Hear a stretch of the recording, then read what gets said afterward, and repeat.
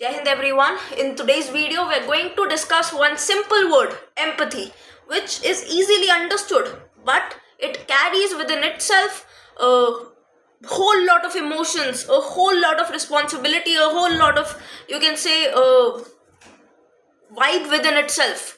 So imagine authority not as a throne of power, but as a bridge of service. That is where empathy comes into being. It transforms authority into service. Alright, so empathy transforms the rigid command of authority into compassionate leadership. You must be recalling Mahatma Gandhi's word, wherein he said the best way to find yourself is to lose yourself in the service of others.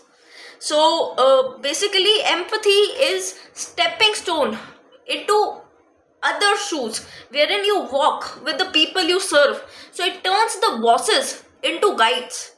Take for an example a police officer during India's COVID-19 lockdown.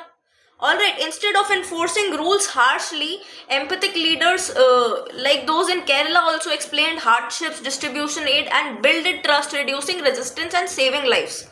Or you can take, for example, APJ Abdul Kalam, who was the president of India. He emphasized on the students' dreams, mentoring millions through simple interactions.